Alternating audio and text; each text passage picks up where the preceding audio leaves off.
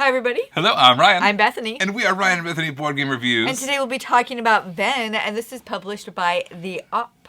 Are you guys... I don't know if you've been watching memes lately, in general. Watching them? I don't know.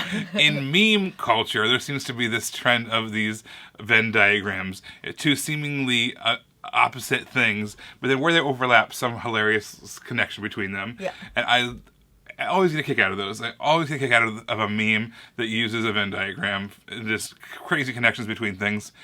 Guess you what? can see that he's like thinking of some that I know, I absolutely was too. That's what this game is all about. You are basically trying to take some abstract concepts, some abstract words, pulling things out of thin air, trying to connect them with these various bizarre card arts. I'm going to give you a quick overview of how it works. All right, here's our setup for Venn. We've got our Venn diagram set up over here. I put it on kind of a whiteboard so that we can see it a little bit easier. What we're trying to do is we're trying to get our team to guess various words. We've got a huge stack of cards right over here. We're going to shuffle those up, and we're going to lay them out next to the score track. After that, a member of each team is going to grab one of these cards. These are all just numbers, basically. We've got 9, 10, and 6. We've got 12, 4, and 5. Whatever the case is, that's going to be the words assigned to you off this little chart over here that you're going to try to get your team to guess. So how are you going to communicate to your team? Well, basically, you have this huge stack of cards over here. You're going to kind of divide it into thirds. Basically, one team gets one third, another team gets another third, and the other third is kind of just out there as kind of a bonus. Once another team kind of runs through their cards and needs more cards, they can swap out their stack with the remaining stack. So that way there's always extra cards that people can look at. So what you're going to do is you're going to sift through these cards as fast as possible, trying to figure out some words, some pictures that are going to be able to help you get your team to guess your clues. So let's give you a quick example here. So we've got 9, 1, and 6. So over here, that's machine, that is silver, and that is left. So that's what we're trying to get our team to guess. We're going to sort through the cards, and we might put something like this out there. So we might say this one, it's kind of, everything's pointing to the left. So that's going to be our clue for left. And you know what we've got over here? We've got a clue for some machinery. There's all different kinds of gears and nuts and things like that. That leaves our pink circle to be silver. But you know what? We've got over here a silver machine. It's kind of a weird spider kind of guy. So we're going to put that here. And on top of that, we also have some machines that point left over here. So we're going to put that right there in the middle, kind of where those two things overlap. So now we've got all these different things. You're going to be kind of going through the cards. You can keep on adding to them as much as you want. Your team's going to look at those, analyze them, try to figure out what your 3 words are. They're going to rule out some words. They're going to be talking about it. You cannot do anything as the clue giver. You are just going to sit back, keep on giving more and more clues, putting cards out there that you think are more and more appropriate, better versions of what you have out there already. And anytime your team can yell out Venn, and what that means is the game stops at that point. They are going to give you what they think the words are. For everyone they get right, they get 1 point. And if they get all 3 of the words correct, they get a bonus point. Also, the other team's going to have the same opportunity. They're going to be able to, at that point, so they have to stop also.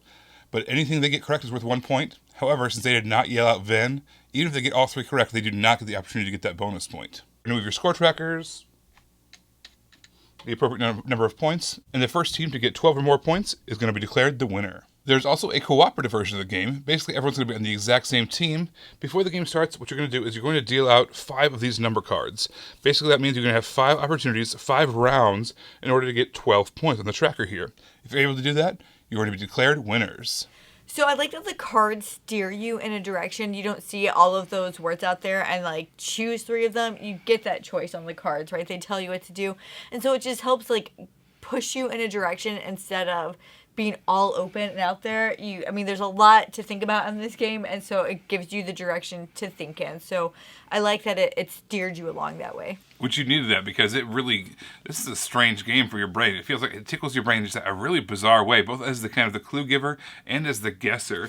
As you're looking at these things kind of develop in front of you, you're just really having to think outside the box and really trying to like let it marinate. But at the same time, you're trying to race the other team. So it's you're really kind of on the spot and just thinking. It's a really fun brain teaser.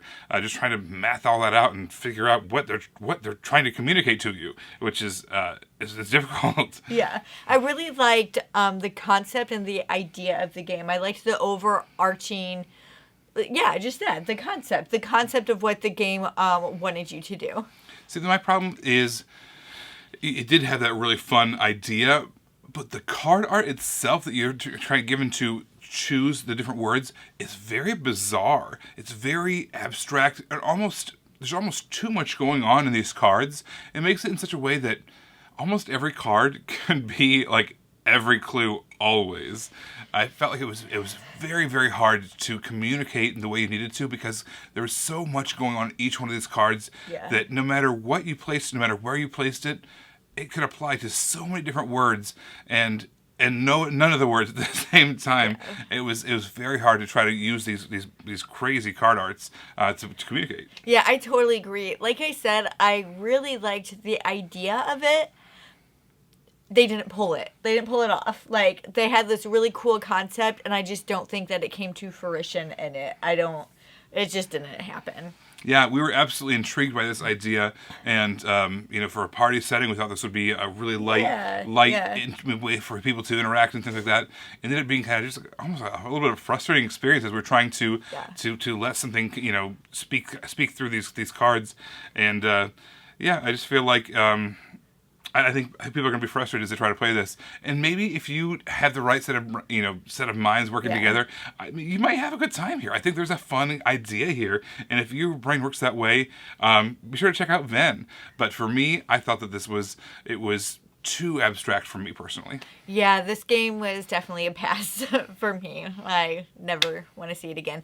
Anyway, make sure to subscribe to us so you can see reviews like this. Isn't this great? I think it's great. You're listening to your voice here. I'm going to take over. You guys, thanks so much for watching. As always, subscribe, like, comment, all that kind of stuff. We want to hear your thoughts on this game as well. Be sure to check out all the social media channels. Follow us on all those places, because there's always fresh content coming to you all the time. You guys, thanks for watching, and we will see you next time. Bye.